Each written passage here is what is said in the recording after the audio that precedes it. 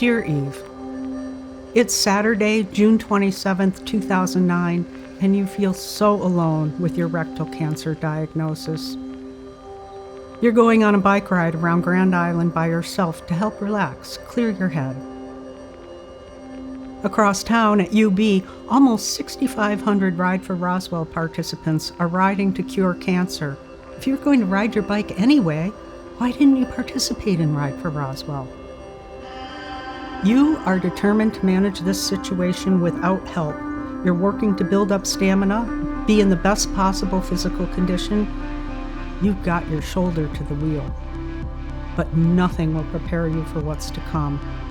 You will be the one for whom everything will seem to go wrong somehow. Why didn't you ride in Ride for Roswell?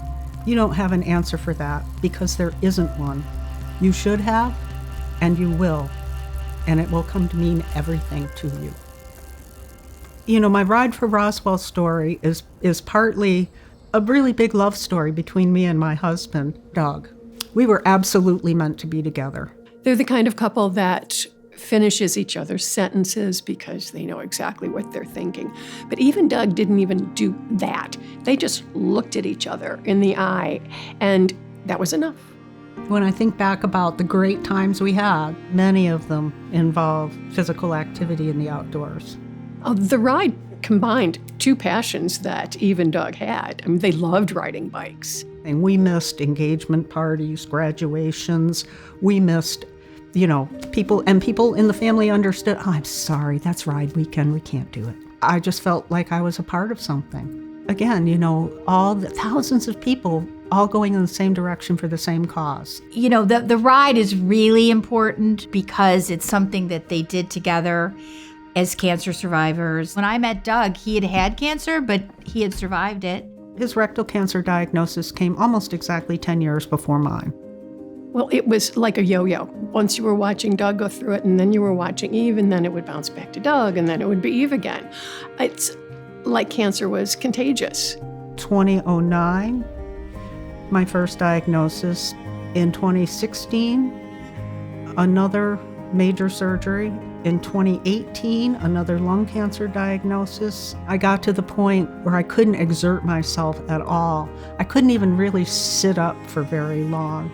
She continued to need readmissions to the hospital for just these ongoing infections, and her quality of life was suffering so much. Dr. Nurkin suggested surgery, my colectomy. And I went for it right away. Yes, do it. Let's get this over with.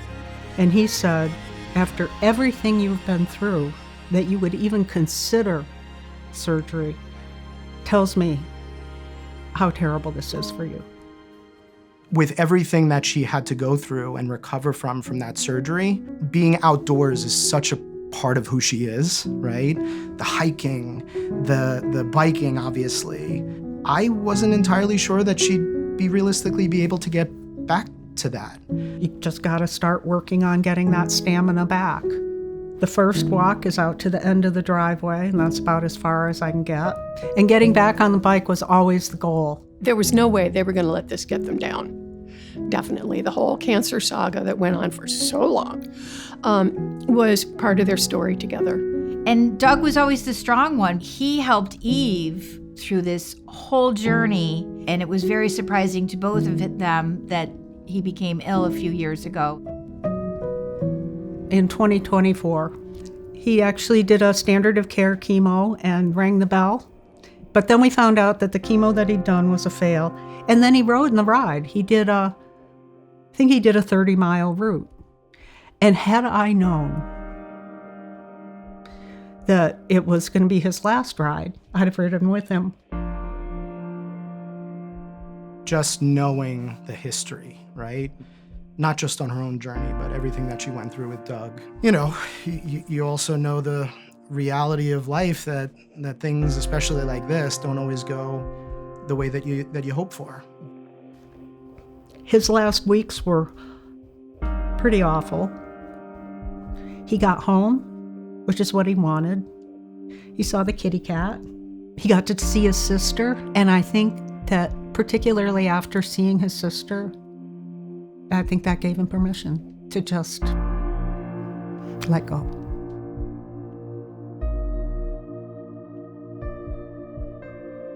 We loved one another to the ends of the earth and back. I want to tell everyone about Doug. I want to tell everyone about how much the ride for Roswell and the Peloton meant. And I wanted to give cancer a face and a name. I wanted to give something to everyone. This pin. This is about a guy that was incredibly committed to the ride for Roswell. And unfortunately, tragically, he got a terminal diagnosis and he's no longer with us. But I can carry his legacy on. I could either step back and say, I need a break from all this. This is just, it's too much. Or I can tell my story of triumph. I think she's the toughest woman alive. She really is. She makes a difference wherever she's been. The only thing that we can do is go and do what we know to do, which is raise money for the Ride for Roswell. It's about patient care and research dollars. It is more important than ever that we all step up and do what we can, participate in studies, give money, support it. She wanted to give back not just once a year when she's riding a bike, but also getting to have a feel for the system and stuffing envelopes, and that helps. I wanted to give back. That was how I approached the Ride for Roswell when I said I'd like to volunteer. But what happened was I ended up as a torchlighter. That's not where I was going with this, not at all. It's like I want to stuff envelopes. It's about being together in community, all pulling for the same thing. And it's about, as individuals, myself included, not being alone. She would just always know the right moment to send a message, right? A picture, a selfie, a new hike. 4 years since our big day in the OR. Woohoo! Here am I hiking in the Adirondacks in June. No tapping the mat for me. I'm still ringing the bell. She's an inspiration to her caregivers and to our patients, right? Not to give up hope, to keep fighting. Eve is the reason why we do what we do.